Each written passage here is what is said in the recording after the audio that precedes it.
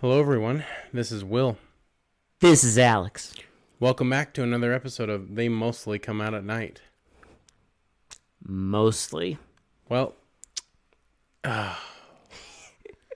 right. Before we get into it, man, I feel so refreshed. I I feel so Cleansed? so alive, so cleansed, clean. It feels great. Clean. Anyway, before we get into that, go on YouTube, go on Spotify, go on anywhere you get Wherever you go. wherever you get your podcasts. Search They Mostly Come Out at Night. You'll see our logo. The 2 beers. Like, subscribe, follow. Has a red background. 2 beers, microphone in the middle. Classy. So, just go ahead and drop us a like. Whatever you gotta do. We appreciate Subscribe. We Whatever. appreciate- We appreciate everything you do. it. We appreciate all of you. And we appreciate the likes on our last episode. It's been kind of nice, actually. I don't know if you guys were just starving for more content or what happened, but it's nice to see, actually. Yeah, and the one of you who told us, recommended us watch Mutant. I appreciate the comments that you dropped on the video. Thank you. Yes, thank you very much. Appreciated. But yeah, we appreciate all of you. Yeah, so speaking of that, of Mutant, I mean, if you've listened to the last episode, you know how we felt about it. It was okay. It was just okay. It was extremely okay. Now, the movie we watched tonight, so much better. So much more to like in this movie. Look. Our lizard brains were very pleased. We love slashers, and this had so many things that I like. No, I mean, there's something. If you're a fan of slashers, if you're not, you probably will hate this movie. But I mean, yeah, like, there's a lot here. I like how it's like your typical slasher, very simple plot, lots of mystery, lots of interesting kills. It's good to see that, like, even these B movies can, like, do slashers right. And I actually, like, honestly, like, liked this movie quite a bit. So no, this was great. I think I would honestly go so far as to say that this is very overlooked because no one talks about this movie. No, I mean, I've never heard of it before now. Yeah, no one talks about this. So- And it's funny because it has so many things that you would think are almost like tropes, I guess, at this point. Yeah, but I mean, the time it came out, they weren't tropes. Yeah. So, And not that there's any problem with that. I don't give a shit. but I mean, we both agree, like, the setting at the end is so cool. They build up a lot of tension. They kind of keep you guessing until the very end, like a slasher should. And I don't know. It's just like there's a lot of enjoyment to be had in this movie. By the way, because I think we just kind of went fucking into it. The name of the movie Is it The Initiation? The Initiation. Okay. Yeah. The Initiation. Yeah. So sorry, I forgot to say that. Sorry, Yeah, we jumped the gun. And if it's, apparent, was going to be kind of a gusher, since we've already kind of went into it. Gusher? A gusher. So, I guess let's just start. Yeah, let's do it. So we get, like, the interior of a little girl's room, and it's, like, panning over her dresser, and all the dolls she has, their heads are off. And so then it zooms in on her, and she's holding another headless doll. Mm-hmm. And she hears, like, some commotion. And it's all very, like... It's like a foggy lens, and there's, like... It's very dreamlike. Yeah, fitting. But yeah, you kind of, like... You immediately know something's up. Right. Something's up. Because the lighting's, like, really low, and there's, like... Everything's kind of slow. That filter over the camera, and it's all slow and very, like, just, not real looking. And so she gets out of bed, goes to her parents' room, and there's 2 people on the bed having sex. And so she stares at them. Says, like, mommy. And then the mom gets all freaked out, and we, like the guy rolls over and it's like, oh, like, and then like And then we see her like stab him in the leg. yep, start stabbing him in the leg, and then he pushes her off, And then another guy runs in. and then they like, so the guy and the other guy have like a confrontation. So you get, it's kind of like maybe like an affair, something is going on, Something's up, obviously. yeah. And then the guy pushes the other guy into the fire, Right before that, though, he like and that's he another thing spills, that.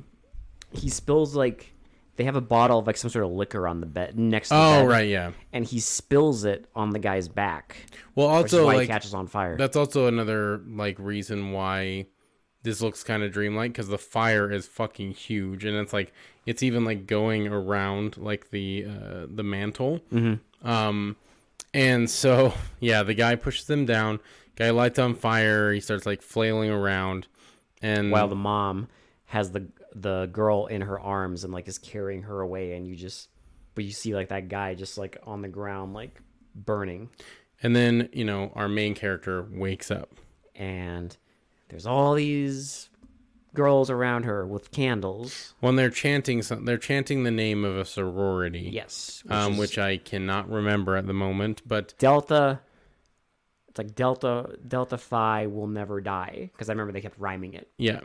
And the main woman's name is Kelly. Yes, So, I did remember that this there's time. there's an It's initiation. very rare that we remember the lead character's name, but this is a pretty memorable movie. Well, So, unfortunately, blame the substances. Well, yeah. Well, that's fair. and the fact that generally what happens is when we do like a movie, we're not really like taking notes. We're just kind of vibing. Well, we just let it hit us, right? We're vibing. Yeah. If it's a bad movie, we'll sometimes take notes, because I just know with a bad movie, I need. The bad movies, you have to take like at least the notes of like the most ridiculous lines or like the most ridiculous scenes. Or sometimes I'll just take notes to like remember the structure of the film. Yeah. Because otherwise, I don't know. That's fair, because it like literally it's like one in fucking one side of your brain, out the other. Like it just like leaves your fucking body right as you see it. Yeah, at least you would want it to, and then we're like, oh, I mean, we you gotta do hope that happens. but then we gotta talk about it for an hour. Yeah. But anyway, so she gets woken up and they like take her to this initiation. Yeah, the whole thing is an initiation. And so Her and three others, yeah. three others. So they go down, and it's the sorority, like the big sorority sister, and she's saying how basically they're going to go through Hell Week. They're going to have a giant party at the end of the week, And a prank and night. then they do a prank night. So basically, what they're going to do for prank night is they're going to Kelly. Her father is this owner of this giant department store. Yep. And so she's like the rich kid. Everyone knows it. They even like tease her a little bit at the initiation, asking her if her father bought her pajamas. Yeah. And so they're like, okay, so you're going to get the keys to this department store. And the prank is you have to steal the security guard's uniform. Yes, the whole thing. Yes. So basically, we're gonna monitor you. You have to steal the uniform, and then you're in the sorority. The four of you have to go in there after it's closed, steal his uniform. Yes. So after that, we get a few scenes of like college life. So Kelly's being pursued by a guy that she absolutely fucking hates, but he's also like the main sorority sister has the hots for him. But Which pans out later. yeah. So basically, like, it's starting to build that the sorority sister is jealous of Kelly because this guy likes Kelly more than her. Yes. And then Because they even, right after that ceremony thing ends, like, they're all going to bed, and everyone even says, like, yeah, she really has... I should mention Kelly also tells her friend that she had the dream again. Yeah, right before she goes to And bed. she's not sure, like, why she keeps having the dream. I think her friend tells her, like, well, maybe you should, like, get it looked at or something. Yeah, and she kind of thinks about that. So basically, They also talk about how they're doing like reports for like one of the teachers. It's like And finals, I guess. Yeah, her report is going to be on dreams and nightmares. And so the guy like hits on her, she blows him off, and then she goes to her other teacher. Don't forget though, the sanitarium. Oh, I'm sorry. Yeah. Duh. So yeah, we get a quick scene of a sanitarium. And It's this nurse coming in there. she's like telling all the patients that they're like having trouble taking their medication. So she's like, if you're not going to take your medication, I'm going to inject you, and no one wants that. And they all start freaking out. But she's like she's being like very like demanding and rude. We should also mention she goes to like the window and she sees like the groundskeeper. And she's like, I told that guy to get lost. Well, and he's all like, it shows his like burned hand, and then it shows his burnt face. And you immediately So you kind of already know, like, Make this the is connection. this is clearly the guy in the dream yes, that like caught on fire. because why else? They're not shy about showing that. So, and then they show him like digging a trowel, like the 3-pronged. And yeah, she yells at him, and he like starts stabbing the ground. But then they all start following the rhythm. All the patients start following But the that first rhythm. person that starts following it is there's a person who they're shown from the back, staring out the window at the guy, and she starts doing the Arthur thing, Yep, the fist, The the fist. clenched fist. but she starts banging the clenched fist against the side of her leg. And then this all the patients start freaking out. this is one of those things though, because they don't really dwell on that person. No. But it's like it's like they say, Will, you didn't notice it, But your brain did. but your brain did. Mm-hmm. And boy, did our brains notice it. Yes. But yeah, they all start like chanting the rhythm and like freaking her out. So the nurse like gets out of the cage and they start like pounding on the cage, and she's like, "Quit this! What are you all doing? Like, get back! Like, get back!" And then she goes away because she's all freaked out. And then it's nighttime, so she's going to her car, and she's about to get to her car, and they're all like, all the patients are outside. Well, we see like a POV shot of somebody basically grabbing the keys to And like, then- the doors and unlocking them, and implying that they're letting out the patients. Yeah, so all the patients are playing Ring Around the Rosie, and she's like, "What are you all doing out? What are you doing? Get back in!" She's about to smack one of them, and he like And they all like they grab her, but she like gets away, and she goes to her car and gets her in her car, and they're all like surrounding her car, and then they all like keep looking at her. she looks in her back seat, and you see the 3 prongs flying towards the camera and stabbing her in the chest. So we should also mention the POV of the murderer every time is wearing like these like clear vinyl gloves, and always has the garden For tool. this first For the first handful of few, kills. for the first few kills. I mean, the murder weapon isn't always that 3-prong Yeah. thing, but I should mention that The like, gloves are though. yes, the gloves and like a blue like sweatshirt are always prominent. Mm-hmm. That is like the main like thing we see out of the serial killer. Yep. And so she gets murdered, and then it's the next day, and this is when Kelly goes like gets hit on by the guy. She like blows him off because he's like he wants to go to a dance with her. The big party. Yeah, and she's like, "No, I don't want to go." Like, you know. Yeah. And so then Also, I'd rather not have a date. Yeah. than go with you. exactly. So she goes to her teacher, and her teacher kind of gets like a little pissed off at her because he's like This I'm is doing literally like, what I do. like I'm doing a study on dreams. So are you like a kiss ass basically? And she's like, "No, This is personal. I've been having like reoccurring nightmares." And he's like, "Oh, interesting. Let me show you like my equipment." And they have this thing where he it's like him and his assistant, and they basically like hook people up to these like this machine, and they study their like brain waves and brain patterns. Yeah. He tells her like, we can help you.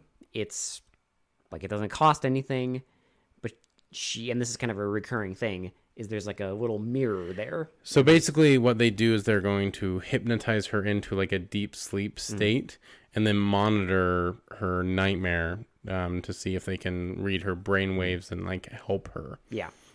But the recurring theme during the movie is that when they're explaining this to her, there's like a mirror. Yeah, and every time she looks in the mirror, she kind of like gets like this weird like psychosis. Yeah, she gets uncomfortable. Yeah. So she like leaves, and there's a scene where she's talking to her parents, and they're loaded. Like they live on a giant house with like horses and shit. Well, and it's kind of weird because like her mom is this where her mom's staring into the mirror? No, that's later. When That's she's later. just Okay, alone with the dad. because that's kind of an important scene, but that's later. You're right. So yeah, they're talking, and it's like this. She like her mother's all like worried because like the daughter keeps coming back to the house and like not staying at college, and she mentions to her that she had the dream again, and I think she mentions like this guy, the professor, and she tells her like it doesn't matter. Like we already had everyone look at you. They found nothing. It's nothing to worry about. Nothing at all. well, and then isn't this where Kelly mentions that she has like a older like boyfriend or something like that, and like the mom doesn't want her dating. Well, she mentions the professor. So because I couldn't remember if she vaguely mentions Yeah, she that mentions she's the dating their professor. Because she does invite him to the party.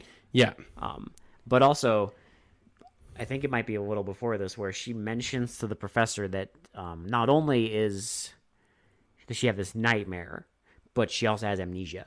yeah. Because she doesn't remember anything before like the age of like 9 or something. So she has no idea like why she's having this dream, but she thinks it might have a connection with like what happened in her childhood before she could, because she can't remember any of it. Exactly. And so she's talking with the mom about like the professor and all this like sleep studies, and the mom doesn't really think it's a great idea. Like she's like, don't go digging into your past kind of thing, and like, you never know what you're gonna find. Yeah. Like we already had everyone look at you, nobody found anything. Yeah. So the dad, they're having like dinner, and the dad goes into like the other room to answer a call. Well, because he tells he tells them that he has to go Like to build a mall. Like, yeah, they're basically like building this new mall somewhere, so he has to like go and like make this business deal. Yeah. So he goes in on the phone, and like he's like clearly flirting with someone he's having an affair with. It's like, oh, you're being feisty. And he's like, yeah, I'm gonna be there in like a few minutes, and like, don't worry, I just gotta like get out of here, and then I'll be coming over. And Kelly overhears some of this, and kind of wonders what's going on. So he like goes out. He tells everyone he has to leave, so he goes out.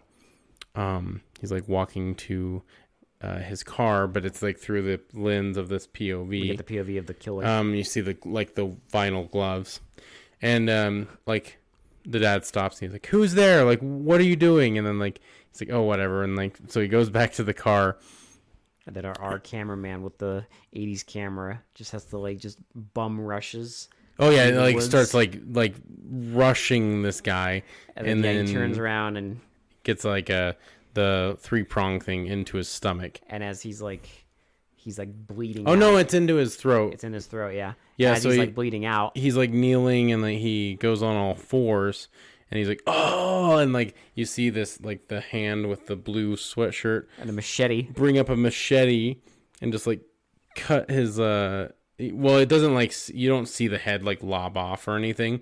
You just see it like swing down in shadow, and then it goes to the next. It like goes to the mom watching his car leave. Well, cause she sees his glasses, and so she like goes out to get his glasses and give it to him, and car drives away, and we get a one-liner. Yes, because she says, like if I didn't like remind him, he'd lose his head.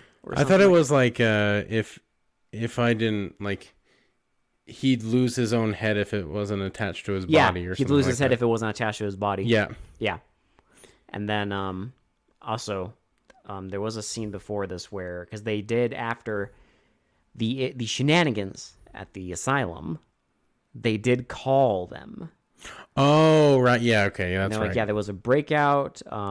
Yeah, because the 7 people are missing, and the nurse is dead. because the mom had something to do with the asylum, right? Because the doctor called her.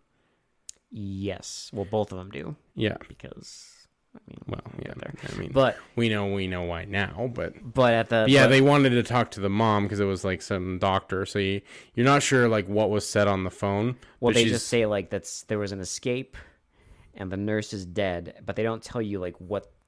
Well, they don't tell you the significance to the parents. worried about. Like why they're worried. The only thing is the dad does say, well, it's probably no big deal. The asylum's 300 miles away.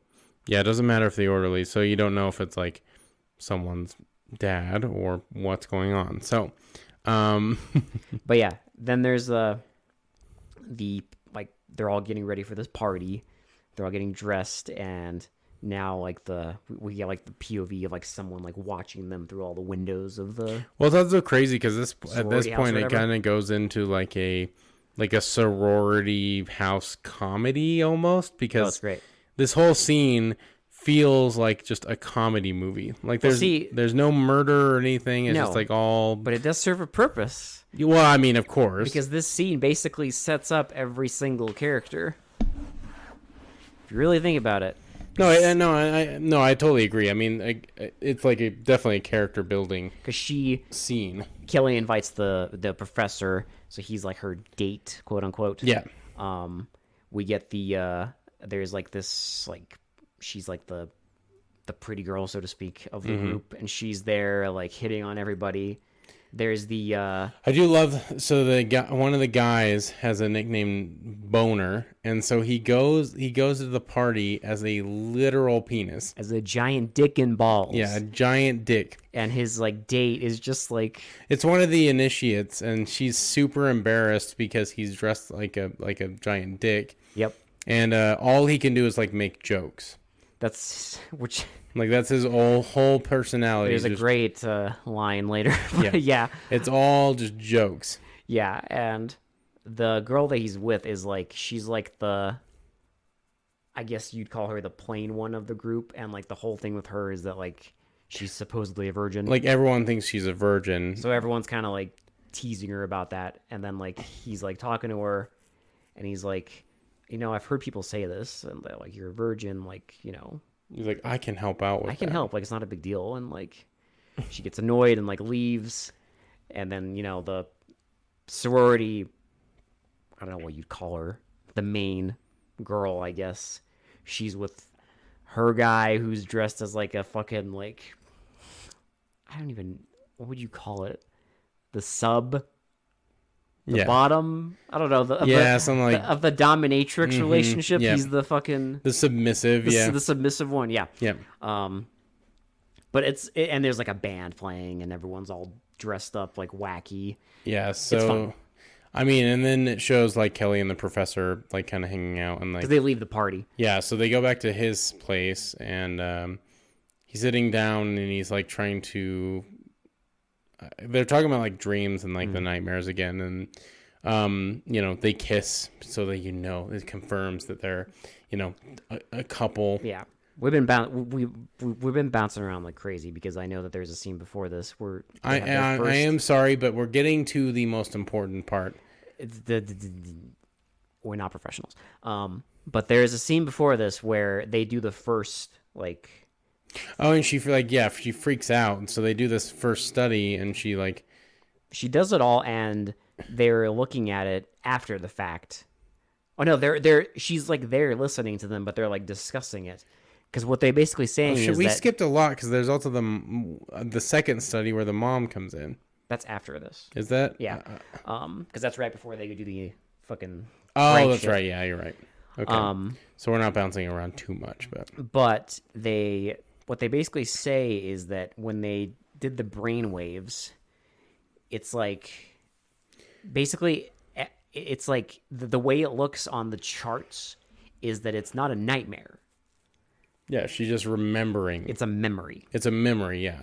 So she's not having any nightmares because like her like brainwaves are totally fine. Because there's like, I mean, they explain it, but there's a certain activity that shows up when someone's having a nightmare, and that activity is just flat. Mm-hmm. It's like all the other ones are active, meaning that it's just something that she's actually experienced. Yeah, exactly. So yeah, they're kind of talking about that. That's like what they're talking about at the when they're hanging out at his house. And then so it's the next day they're at the sleep study place, and he's putting her under again. And then you see her mom drive up to the university. And you know that she's there because she's been saying, like, I don't ever want you to talk to him again. So we know where this is going. Yeah, so she clearly knows that she is talking to him. So he puts her under, and the mom, like, walks in, and, Kelly's freaking out again. And the mom's like, stop this, like, wake her up right now. And, like, the guy's like, okay. Like, on the count of three, Kelly Fairchild, you're going to wake up in 3, 2, 1. And then she doesn't wake up. She keeps freaking out, and the mom's like Kelly Randall, listen. Kelly Randall, and then like then he says Kelly Randall, you're gonna wake up in 3, 2, 1. And she wakes up, and then sus, different last name because mom yells at her, tells her to leave. She leaves, and then yells at him, and he's like, "What is why did you refer to her as Kelly Randall?" She doesn't tell me anything. Yeah, well, she like brushes it off. Yeah. She's like, it doesn't matter. Like, she's not doing this anymore. And then this is where we kind of get this is our big start of our big scene. I guess you would say this is the big, big set piece, because it's this gigantic department store. Yes. And this place is huge, and also a perfect place for this kind of movie. I don't know how they got access to this. They probably knew someone. But it's gigantic, and it's like all shot in this exact location.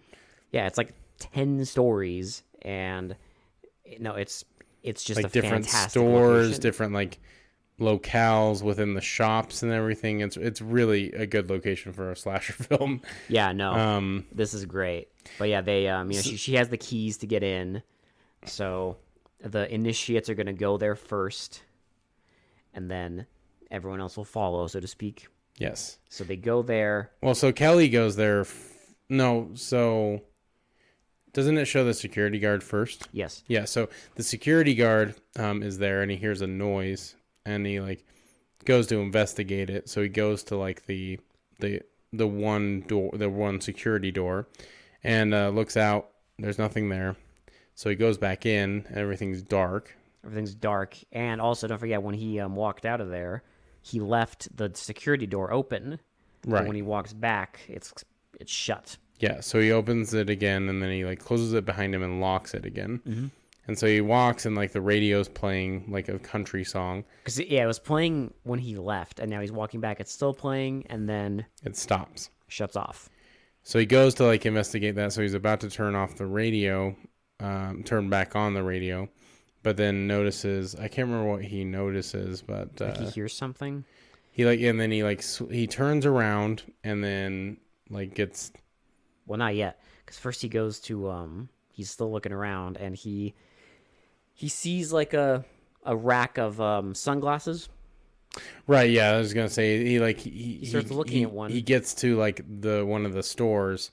Yeah, starts looking at the mirrored like sunglasses, and you see. In the reflection of one of them, you just see someone like fucking peeking around a corner. Alex, you didn't notice it, but your brain did.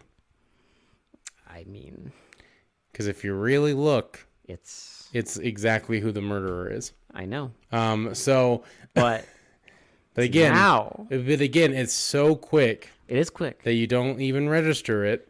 So, and it's not only is it quick. It's shown on a pair of sunglasses. Yeah, and the slasher is like far away. Yeah, but it's just like creepy enough because you just see something peeking out, and then he turns around, and goes over there. You know, he can't find anything, and then comes up behind him, stabs him in the throat. Yep. So he dies, and then he gets like dragged away. So like no one knows he's actually dead. So then Kelly gets there, and all the initiates get there, and Kelly's just standing outside the security door, and the sorority sister is like, "Okay, you're gonna have an hour. You're going to go in there, get the uniform, come back out. I'll be waiting for you." Mm-hmm. And she's like, does the sorority sister take the keys at that point? Because Kelly and them go in and then give her the keys. And then she locks it. Yeah, she locks the door. So she locks them inside so they can't get out and like, you know, forfeit the game. Mm-hmm. And so they go in, you know, and then we also see the sorority sister and a couple other people go in the building as well. Well, not yet. Oh yeah, because she goes back and tells them like, it started. The other like sorority people that like all this is that like it started, Prague Night started, and then they're about to leave, and then one of the other initiate, one of the initiates is like, this is stupid, calls it quits and doesn't want to go. Like we're holding candles, doing like weird cult shit. This is fucking dumb. Yeah, like I'm good. You know, I'm good. I don't want to do this. I'm done. Best decision of her life. Yes. But yeah, they go, and then she comes back there with with three three guys, and this is the prank night. So basically, while they're trying to get the uniform, the sorority sister and the three guys are going to scare the shit out of the initiates. Yep. While the initiates are in there, and they are. Kelly basically says, like, you know, you two try to find the guy, because they go to like the security desk and he's not there. Mm-hmm. So they're like, okay, you two try to find him and distract him. I'm gonna go and grab, like, it's like the security closet, so to speak, where the lockers are and stuff. And she's gonna grab an identical security uniform. Yeah, who's gonna know the difference? Yeah, to trick their sorority sister into thinking they actually did get a uniform. We'll be done. Yeah, so they start searching around. So that one of the friends goes into like a store with like a sports store, and you see like a bow and arrow on the wall, and then you see a case of knives. And there's one that they do the 80s slasher glint. Yep, the light reflects off it perfectly. So she like puts on a new shirt because titties, I guess.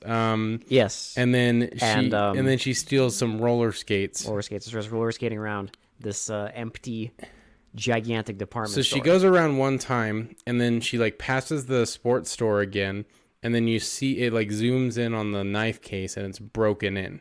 Yep. And the knife was like sitting like partially in a sheath before, and now all that's left there is just the sheath. Mm-hmm. But she also roller skates around, and you see like somebody quickly running onto an elevator, and you know. Well, and she thinks it's Kelly. We also see Kelly like grabbing the uniform. Mm-hmm. Like she knows this department store because, you know, she works for her dad. Yeah, because she's like I think they mentioned, because I know when they were teasing her, they said that she's like a management trainee or something. Yeah, because of her dad.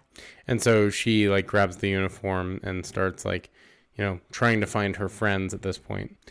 I can't remember what the other friend was doing though. The second initiate. What was she doing during this? She was gonna sit by the intercom desk. Right. Yeah, that's right. She was at like the intercom. And then eventually she's just like, okay, fuck this. Like, so she goes and starts looking around for them, and she finds the girl on the roller skates, and you know, they're like, have you seen, like, Todd is the name of the security guard. They're like, no, I haven't seen him. And then they like look across like the way, and they see like somebody like just like walking away from like one of the other sides of because the way the department store is laid out is like the middle is just this giant like empty lobby thing. Yeah. And all the stores are like around, so you can just see like across the way completely, and you just see like somebody. Like, yeah, they play a lot with shadows in this movie, so it's like you see a shadow of a person like running. Yeah, or like you see like somebody like all the way across the other side of the building, but you just see like somebody walking away. No idea who it is. So they decide to, so like they eventually find Kelly, and they're like, okay, like we don't know where the security guard is, but let's just get out of here. Like we have the uniform. And then they mention that one of them mentions like I almost caught you on the elevator. And then Kelly says, I've been using the escalators, using the escalators. And so they try and get out, and then the Door's locked. So they knock on it, and like no one's there. And then one of them is like, I knew it. You can't trust that bitch. Yeah. She immediately knows that like she's like carrying a bottle of like Chianti with her, like one of those like straw, like the straw bottles. And so they're like, oh fuck, okay, we gotta find her. Like, let's get out of here. And so they, toss the uniform because that doesn't matter anymore. And they're running around, and somebody like, you just see a bowling ball flying at them through like a hallway, and then it's the two guys, and they're on like bicycle, like little kids' bicycles, and they're like bicycling down the hallway, like trying to scare them and all this stuff. And they're like, "Oh, great! She brought like those two like jerks," because they know exactly who it is by their voices. It's like the really annoying guy and the other like the Kelly even says like, I can recognize that. I can recognize those conehead laughs anywhere. Yeah.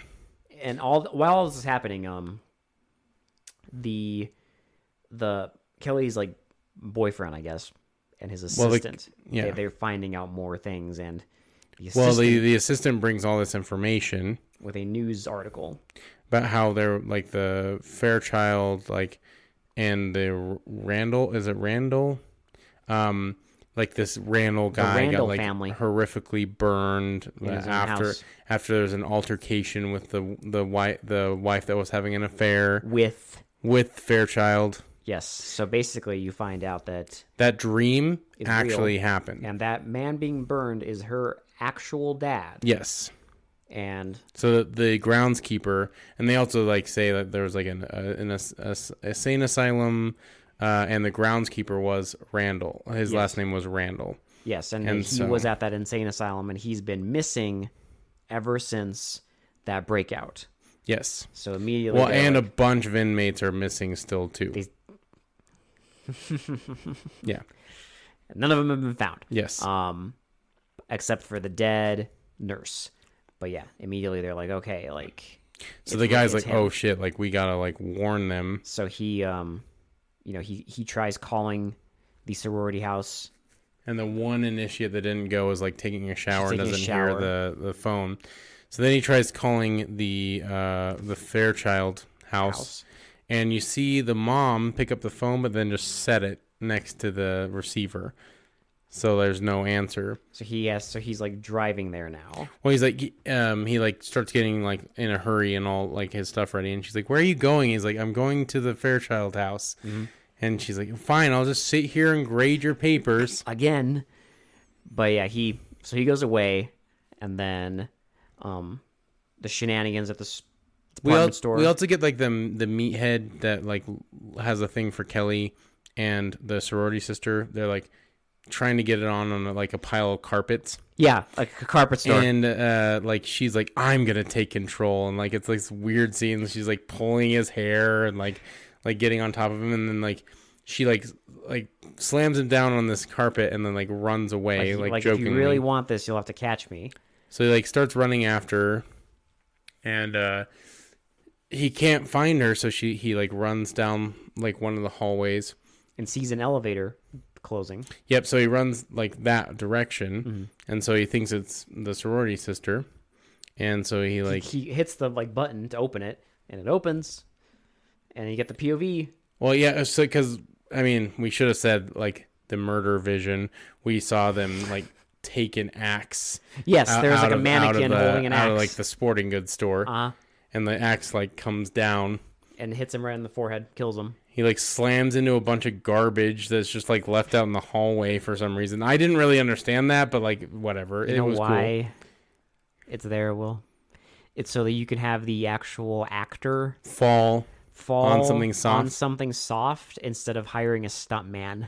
That's fair. That's the movie magic. But hey, I mean, it looks okay. I just don't get why there was garbage in the hallway. Well, I'm sorry to spoil the magic for you. Thanks. Give me a peek behind the curtain. I didn't want it. I'm sorry. I mean, I knew that, but like, But then, so the sorority sister's like, "Hey, I was just joking. Like, where are you? Like, I'm I want to do it. Yeah, she goes into a lamp. I want to fuck." I'm horny too. But yeah, she goes into like a lamp store, and we just see like a brief shot of like someone behind her with a bow and arrow, Yeah, like a silhouette. and all the lights start turning on one by one. When she's like, "Where are you? Like, what is going on? Like, stop! I've had enough." And then she sees like someone standing there with the bow and arrow, and she's like, "Oh, really? Very funny." And then they draw it and point it right at her, And the fire away. and they shoot it, and it like goes right through her chest, and she falls and breaks a vase, and everyone hears it. Yeah. And eventually the three remaining girls run into they find where the two guys are. Well, so They run into like a bathroom, not a bathroom, a changing room. like a changing room, but it's just the two. Yeah, it's just the two at this point. It's Kelly's somewhere else looking around. Yeah. And then the two find them in the dressing No, so room. it's Kelly and the one of them that find them. Oh, the one that stole the roller skates. Yeah. So they get scared by the two guys, and then they're just messing around. They're wearing like Halloween masks. Yeah. So they're like, "Oh, like this place is like creepy. Like I saw someone like running into like And they're the like, yeah, Kelly's elevator." like, "Did you break something?" And they're like, "No, we didn't break anything." Yeah. And they're like, "Okay, well, like, can we like, let's try to find." Let's try to find the anyways. sorority sister so we can get the keys and get out of We here. should just leave. Yeah. And so at that point they kind of break off. The girl, I can't remember her name, the girl who took the roller skates, and the other guy go off in one direction. Well, I think Because they go to like this like wedding chapel. not like, yet.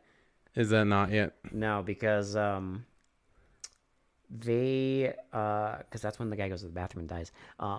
They have like the little thing where they're in like a furniture store, and they're drinking the liquor. Oh, that's right. Because they're all having like the last, like they're Yeah, like they're all pretending to have dinner. yeah, and they're all, they're getting a little tipsy, and the girl on the roller skates says something to the girl who's supposedly a virgin, and she's there with like the guy who was her date at the party, and then it gets pretty dark. Well, she's like, "I'm not a virgin though. Like everyone thinks I am, but I'm really not." But I'm not. And then she's like, tells the story. I mean, I'm not. she's I don't like- want to like word for word it, but she tells the story about how She was molested. she was molested at 12 years old. So she's not a virgin. And I was But like, it's like, oh, damn, like holy shit. but like, how can you? But it's like the kind of thing where it's like, how can you possibly tell someone about this? So Yeah. everyone thinks I'm a virgin. So she kind of like gets upset and like goes off, and the joking guy comes by and like tries to like comfort her, Yeah, and like and she's like, "What? You got no jokes for me?" And he's like, "No, I'm out." when he like kisses her, and he's like, "Did that cheer you up a little bit?" And she's like, "A little." And like it's like a cute scene. It's very fine. wholesome. And then so This is when the girl on the roller skates and her when's like guy the Christmas thing though? Did we miss that?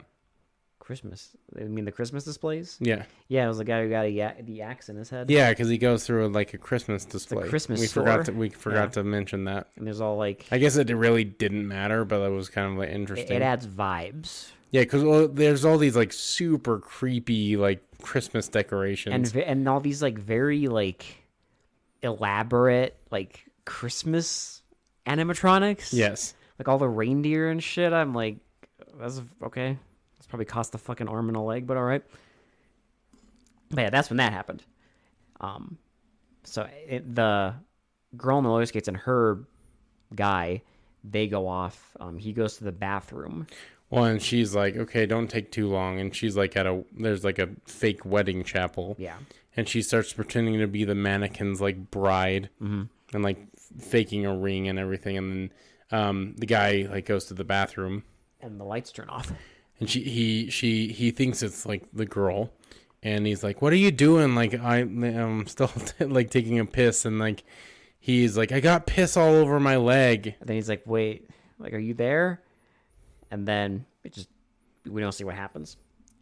But as she's like out there like messing around with this wedding display, It's like taking forever. So she looks at the mannequin of the groom, and she's like, oh, you need a flower. And there's like a big like this decorative thing of like flowers, like a flower wall, and she tries to take the flower off, and like the security guard's body flops into screen, and she screams and goes into the bathroom looking for the guy. She's looking through all the stalls. She opens the stall, opens one of the stalls, and it's just him with his throat slit. His throat slit. So she runs out and runs into Kelly, and Kelly's like, she tells her what she saw. Kelly says, where was it? So Kelly's gonna go look. She goes to the security guard's desk. We should also mention the woman who the woman that has the trauma everyone thinks she's a virgin. Is this movie trauma posting? She's having sex with the Joker guy, which plays into a very absolutely insane edit. Well, that's why I mention it, because they purposely did this. I mean, I know. So while the friend is going down to the intercom, they're having sex. Yes. And so the friend gets to the intercom to like try and hide at the security desk. Kelly finds like the body of the guy in the bathroom, and she sees that someone wrote in blood her name on the bathroom wall. Kelly, yeah. So she goes and tries to find her friend so they can get out of there. And while that's happening, the other girl gets attacked at the security desk with the knife that you saw. And they get stabbed with the knife, but like multiple times. And she's like screaming and like reaching for the intercom, but like the hand keeps pushing her away. And then she finally like presses the button, and she just broadcasts her screams. But while she's broadcasting her screams, her friend is getting an orgasm and like starts screaming herself, so it doesn't hear the screaming. And it just keeps cutting. It cuts between the pleasure scream and the pain scream, like over and over and over and over. This was, I mean, my lizard brain was very pleased. It's a very interesting edit, but I appreciate it. I love it. It's just one of those things that you just watch movies like this and you're like, wow, this is literally made by people who are just as insane as me. Yeah. I love Scream transitions because it's great. I swear to God, we had another movie that did something similar. I think we've had it multiple times, to be honest. We had the fucking movie where the woman was having sex and the samurai was stabbing the men in the woods, and each time he stabbed somebody, every thrust, it was just every thrust was a fucking a stabbing. That movie fucking rocks, though. That movie was actually brain dead. It really was, but it also rocked. It rocked. Don't ask me to explain Samurai, why. Okay. Don't ask me to explain why. I can't even remember the name of the movie, but Bloodbeat. If you haven't listened to that review, please go listen to it. It was fucking hilarious. But anyway, so Kelly obviously overheard that, so she gets freaked out and she goes down to the intercom because she thinks her friend is still going to be there. Maybe by some chance survived. But there's blood everywhere. Yeah. So she gets really freaked out. And while she's like looking around for the last friend, they're like post sex, and like he's like joking around, and he's like, well, maybe I just joke to like hide my insecurities. Well, she's like, oh, do you always have jokes for everything? And he's basically like, yeah, I just joke to hide my actual insecurities. And I'm like, oh, okay. Like, damn, mood. Okay, I feel attacked. Holy shit. #mood. Yeah. But yeah, he basically says like, yeah, like I don't really want to be a business major. I just, the usual. But yeah, I've been to college. I get it. Well, and like then he starts like trying to initiate sex, and he's like, she's like, again, and he's like, we are in like the prime years of our life or something like that. She's like, okay. And so they start kissing, And Well, that's happening. briefly, yeah, as that happened, you see like something getting loaded, and I'm like, what the fuck is that? And I was like, that looks like a harpoon gun. And then literally, you Sure see as shit. a harpoon gun. It like comes up and like fires into the guy's side, and he dies. he's like, and she's like, what is this, another joke? And like she sees the harpoon, and she like starts screaming, and another harpoon like goes into the headboard, Almost hits her right in the head. Yeah. and so she starts running. She like runs into Kelly. They both run into like the service elevator, and And you just see like a shadow approaching with a harpoon, the harpoon gun. and so they get into the service elevator, and like Kelly stops at like mid level, so the person can't get in there. And they're like talking about like Kelly's trying to comfort her because she just saw like a guy she just had sex with like die in front of I her. know you said after this you're like, okay, she's someone's never gonna want to have sex again. Yeah, like she already has trauma, and now she just saw a guy like literally die in front of her after having sex with him. This is also where the professor gets to the house And talks to the mom, and the mom's all like drunk out of it, completely out of it, drunk, just blasted drunk. and he tells her like all this stuff, and do you have the keys? She gives him the keys, and he's like, Kelly's in danger, and she's like, Kelly, and then he leaves and tells her like call 911. Well, she like sits down, She's and like- you see a gun in like her little armoire. Yeah, because she starts calling, and then she sees the gun, stops calling 911, and is like, oh my god, It's happening again. So then the guy goes to the sorority house, or no, he calls the sorority house from the parents' Yeah, house. and that one girl, She answers, and she's like, he's like, is Kelly there? And she's like, no, she's at the Fairchild for prank night.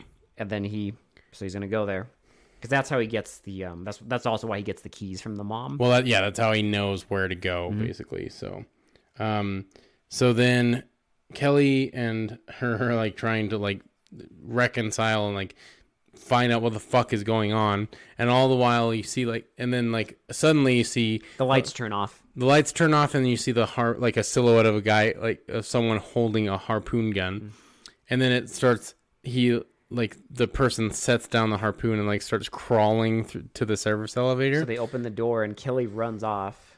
Well, Kelly just like George Costanza's her fucking like friend just leaves her in the fucking dust. And then like she gets to like the door to leave, and And like the friend like trips and is like, Kelly, I'm Like, still here. pulled in, And then gets dragged. And I'm just like, God damn, Kelly, that was fucking cold blooded. George Costanza. Yeah, she just fucking leaves. Just pushes out the women and children and just fucking bails. Like, I get you're scared, but help your fucking friend. Jesus. Absolutely not. Yeah, she sees. Fucking every woman for herself, every man for himself, you know? That's just how sororities be, Will. I guess so. That's Sorority fair. girls be They're like that. cutthroat. Okay.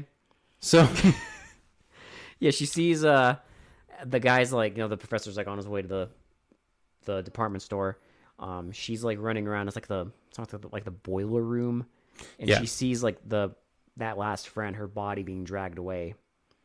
And then eventually, as she's like running around and hiding, you see her dad with the burned face. yeah, he's like, Kelly, like, where are He's you? looking for her. And then she gets up on the roof. He comes up to the roof and like starts looking around for her, and she finds like a metal pipe and just like fucking bodies him off the She fucking like walks up roof. to him as he's like looking over the edge and bodies him, and he does my favorite thing. Ragdolls off Which, the side of the ledge. Yeah, he magically turns into a dummy, Yep, and then he falls lands on a bunch of trash. and I love it. I love So he's all like that. he's all out of sorts, and then the professor gets there. And he like checks on the guy, is like still breathing, and so he's like, "Oh shit, I gotta get in." So he goes in, and then he walks in. and he sees Kelly, Uh-huh. and he's like, "Kelly, like you're fine, but again, You did you didn't notice, but your brain did." because the outfit's wrong, Yeah, because And- Kelly wasn't wearing anything like what she's wearing now. and there's something with the eyes. Yep. So he goes up She and got those crazy eyes. He like hugs her, and he's like, "I'm so glad you're safe." And then you see a knife like go into his side, and like he like is all confused, and like And your first thought is like, Okay. because they did mention we're fucking terrible, because they did mention earlier that their I don't know why theory, we're losing it, dude. this movie was too complicated for us apparently. It's Because really not though. I know, but apparently it is for our stupid brains. Because Well, they theorized earlier that that she becomes a different person. she's a split personality. Yeah, she has a split personality. So they think that she has like Kelly and then like someone else when she's asleep, basically. Whoever, yeah, she's asleep, because that's basically, it was like a split personality that stabbed It like her. disassociated because of the trauma from her childhood. That's their theory. So when this happens, your first instinct is, oh, it's her split. Well, but then you kind of think about it, like Kelly was with some of them while they died. So how, like, you know, how could that have happened? I guess it was possible, but then Kelly like walks in on that because Kelly is about to stab her boyfriend again. And she's like, stop. And like, you know, And she sees that it's her twin. Yes. You see it's two of them. it's two of them. So they start running around the mall. You know, like this person, I think it's Terry. Terry, yeah. Terry's like chasing Kelly around, and like She finally was locked up, yeah, in the insane asylum because she stabbed the man who was having an affair with her mom. Yep. And then she wanted to get to Kelly because Kelly has been living the perfect life. she's going to become Kelly so that she doesn't have to like live this horrible life anymore. And so she's going to take only the place of Kelly. There'll only be Kelly. And that, you know, basically, she also says that the dad, their real dad, was working with Terry because, I mean, you can kind of get it because, you know, Terry went off to the insane asylum. The dad's all burned and fucked up and working at the asylum. Yeah. Meanwhile, Kelly is like living with the rich, loaded family, and it's like everything's hunky dory there. Mm-hmm. It also makes sense because in the nightmare, which is real now, it's kind of interesting because when they show it, it's like Kelly's like standing at the doorway, and then when the guy having the affair gets stabbed in the leg, she's like literally right next to the bed on the other side. Yeah. And it's like, when you first watch that, you're like, oh, it's a nightmare. Well, you're kind of confused because it's like, how could she be two places at once? But it's like, you think to yourself, okay, it's a nightmare. Dream logic doesn't have to make sense, right? But then you piece it together They piece it together. because it was Terry trying to kill him. It's two of them. Yep. So it all makes sense. And so, so Terry's going to finish Kelly off and like raises up the knife, and they get shot. By the mom. The mom shot Terry, and then you know, everyone's get like it's kind of like goes to the next scene where everyone's getting loaded into like Everyone's ambulances. So the professor's alive, the dad's barely alive, and then like all showing all the bodies, and they're like loading the mom. They're arresting the mom, Mm-hmm. and so they're putting the mom into the cop car. And then she's kind of explaining it to the professor. I can't remember what the last line is, but like she's basically just saying that like all this shit happened and she has a twin, and then just freeze frames on her and there's credits. Kino. Really good. I'm sorry we kind of fucking like stumbled our way through that fucking review, but Well, it's, you know, we did warn you. You did say it's going to be a gusher. And you know, sometimes gushers don't have any fucking structure. Look, so it's fine. It's like the podcast is the dream logical. yeah, Okay. it's true. I would highly recommend this for people who love slasher movies because it's like it's legitimately good. The camera work is awesome. Like they have a lot of like track and dolly shots all over that department store that look fucking cool as shit. They play a lot with like lighting and shadows. Yeah. The acting's pretty decent. And it's actually the Princess Vespa. actor from who played Spaceballs. Princess Vespa, which is fucking awesome. Yeah, no, I love this. This was like, this had so many fun things. Like, I love the department store shit. I really liked the sorority. I even like Shit. the use of like different like murder weapons. So like Because you think to yourself, like, is it just gonna be like the garden thing? No, it's just like he keeps, she keeps getting different weapons. the harpoon gun was really awesome. I love I like the characters, the little shenanigans that they have. There's enough development to like kind of care like why they're like why it's significant that we feel kind of bad for them when they die and shit. Yeah, because So any good slasher movie, there is some characterization. well, and like And I in do a appreciate lot that. in a lot of slashers, what they do is they also make some characters really annoying. So like you just see them die in like really weird ways. So you're just like, okay, like Yeah, the annoying character died in this way. That's so you remember which character is which because they give them their different Yeah. personalities. but then also you have characters who I mean they're fine people. Yeah. But hey, it's a slasher movie, They and you Terry got a kill. Okay. you have to have, well, they call it a final girl for a reason. Yep. Final. Exactly. But no, it's a solid slasher. I don't think it gets enough recognition of it, honestly. Yeah. Because At all. it's pretty fucking good. Like everything works. Yeah, I don't it's have not, any. It's entertaining as hell. It's really like just a good slasher. Like what else can I say? Yeah. It's just like it has all the elements. I have no complaints. I don't understand why no one talks about it. Yeah, I genuinely have no complaints about this thing. I don't either. It's just a slasher movie and it works well. So Yeah. that's all you need to know, really. Like we can get right into Shitty to Pretty. Just if you like slasher movies, go watch this movie. What? You can watch it on Tubi, but we didn't do that this time. Tubi had a bit of a fart last time. So I live in a household with 2 smart TVs. One in the Oh. one in the living room, one in our studio, and Should be a problem. You think? you would think, but so my girlfriend watches something. She was trying to watch something on.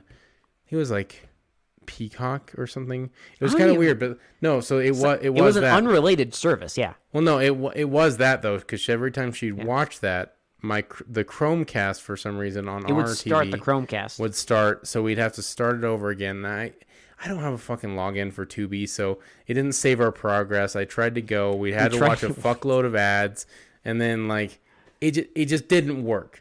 So It we did not, we got it through other means, but you can watch this on Tubi if you want to. You can watch this on Tubi. You can rent it on You Amazon. don't have 2 fucked up TVs.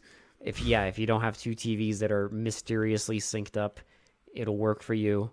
I would hope that the versions on Tubi and on Amazon are the HD I'm ones. sure they're I'm sure they are. decent quality. Because if you do watch this movie, I hope it's in HD because it looks beautiful. It looked really good. Yeah, Shitty to Pretty. Honestly, this is. I I mean, do I have to? yes, we have to. I mean, you should know. It's a 10 for me. It's a 1. It's a 1. It's yeah, a 1. it's a 10.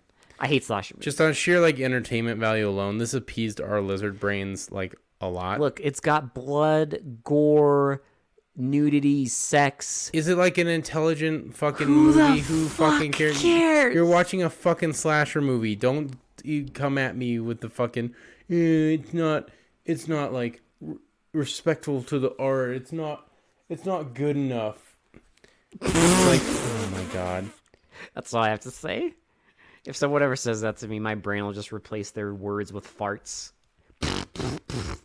That's it. Like just turn your brain off and enjoy a fucking fun slasher movie. Yeah, especially if you want to watch a slasher movie because obviously I fucking love Friday the 13th and like Nightmare on Elm Street, but obviously with like franchise slashers, you know who the slasher is. I mean, it's not a fucking mystery. Everyone knows it's Freddy or it's Jason, right? Yeah. But if you want to watch like a standalone slasher where it's a total mystery, Yeah. this is I mean, unless you listen to this podcast, then you know who the murderer is. But still, But no, that's funny. You take a hammer, you bonk yourself on the head. you give yourself amnesia. So you do the thing like Memento, right? You write on your hand or something like watch The Initiation 1984, and then you bonk yourself on the head. So you wake up like Just run yourself into What happened? a brick wall and then watch The Initiation. and then you'll look at your head. What happened? Oh, okay. Oh no, sir! You have to write two things: watch The Initiation 1984 and subscribe. subscribe to They Mostly Come Out at Night. That's not suspicious at all. No, not sus. People are just like, why did you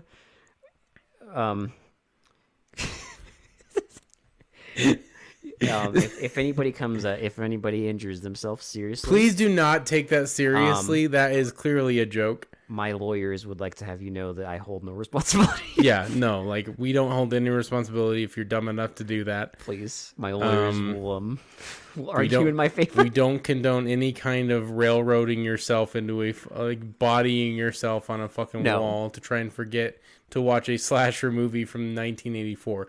Although we do I recommend highly recommend. we do recommend that you subscribe to They Mostly Come Out at Night. Yeah, that's not harmful. Yeah. I would think You know, I mean, it might be.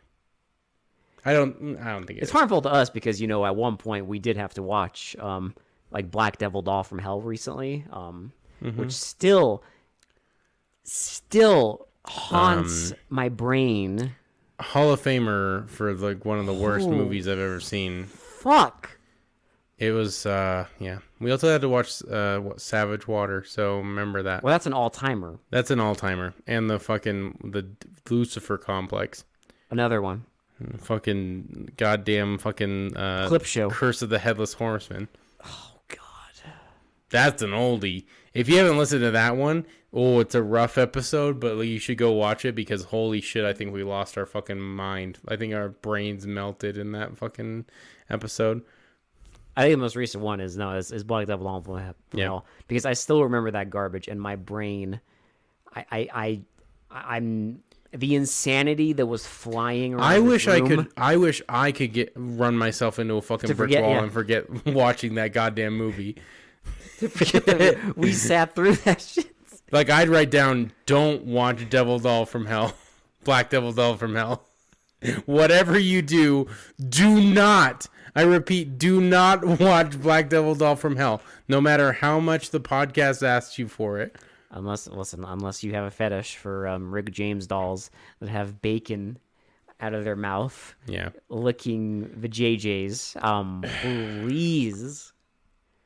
We sat through that.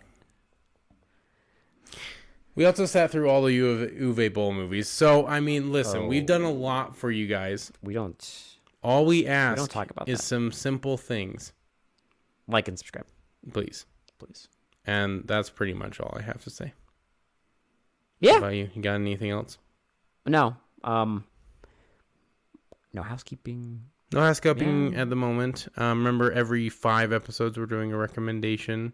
Yes. We're doing a request. So So in 2 episodes, I think it's your 2. math might be wrong. I think it's 2 episodes. No, this is episode 212. Okay, fine. 3 episodes. So, Sorry. yes. Fuck. One of you lucky ducks will get your dream come true. Yep. Don't worry. We're gonna get to it every 5 episodes because too many fucking people have been requesting them. Yeah, and it does Which spice, is actually like a pretty cool problem to have. it does spice it up because it's like I mean really we don't know what we're in for. Yeah, and we hope you guys enjoy it because like you suggested it. You want to hear our reaction, so you will hear hopefully you our- get the correct reaction. Yeah, I don't know what you want. out of I it. mean we're just gonna raw react to it like we always do. So Yeah, we're gonna do what we do. regardless of how you wanted us to react, we're gonna react how we want to react. So Yeah, if we love it or hate it, just so you know. it's fine.